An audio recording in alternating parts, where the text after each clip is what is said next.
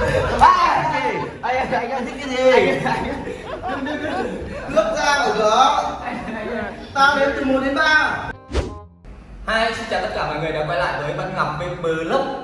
Ok anh em ạ, thì sau những cái màn chôn mà nói thật là ra là cũng rất là ngu người đấy, thì thật vẫn cứ dỗi mình những cái màn chôn đấy, thì anh em cũng có nói với mình rồi, thì mình sẽ chuyển tạm thời chuyển 1-2 cái chủ đề, thì sau đấy mình sẽ nghỉ vài hôm thì mình sẽ lại chôn lại nó thật. Và hôm nay mình có một cái chủ đề rất là hay luôn, thì mình sẽ trêu người vật thật đấy, nhưng mà không trôi nhô mà trêu người vật thật để cho vật thật tức anh em nhé.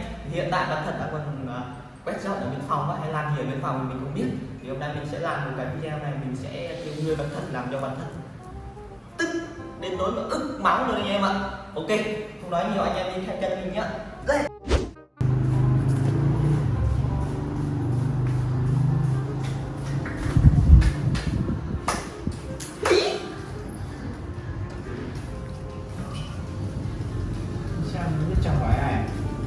Xem không biết chào hỏi ai à?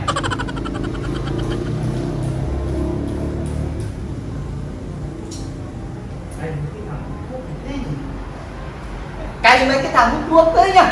Mày cũng là một trong những thằng nghiện. Mày cũng là một trong những thằng nghiện.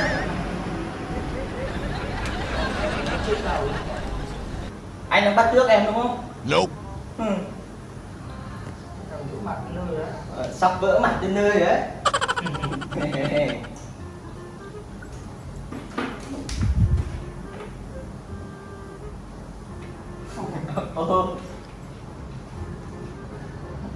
Thế lâu Nghĩ thế lâu chưa? gia đình biết chuyện chưa? Gia đình biết chuyện chưa?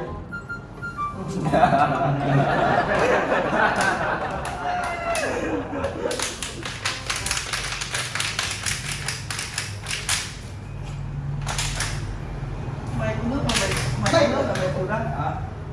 Tao xin thông báo này, đây là nước đáy của thằng Nghĩa.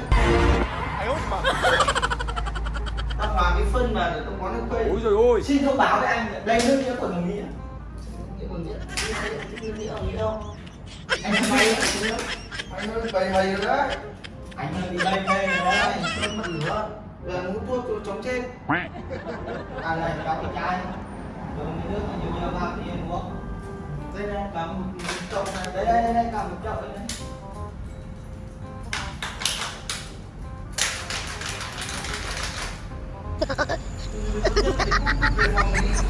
Tốt nhất là anh cút về phòng của anh đi.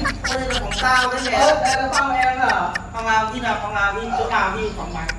Thì em đứng ở đây là phòng của em. Thế mày trả tiền nhà ta đây. À thế anh trả tiền nhà em đấy. Mày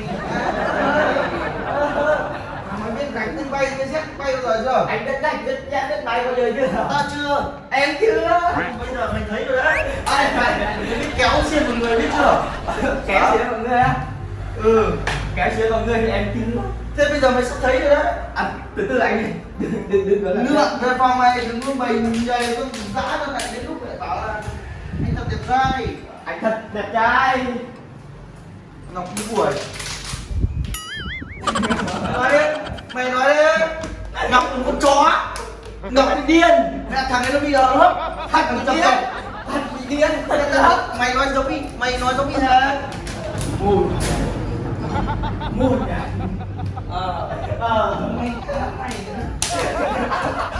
Mày Anh thích cái gì? cướp ra ở cửa. Tao đếm từ 1 đến 3. Từ 1 từ 2. anh cứ không, nhưng mà anh Mày có ra không? anh cứ bỏ kéo đi. Mày có sao? Thì anh cứ bỏ kéo đi. Từ Mày giờ trưa mày không cho anh ngủ.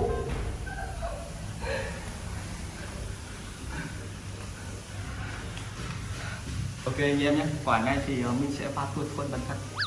Xong rồi mình chắc trước khi có lời anh em nhớ đón xem video của mình.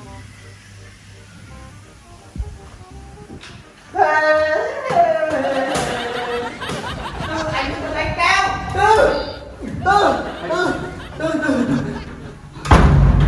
Cho em vào tí. Một tí thôi.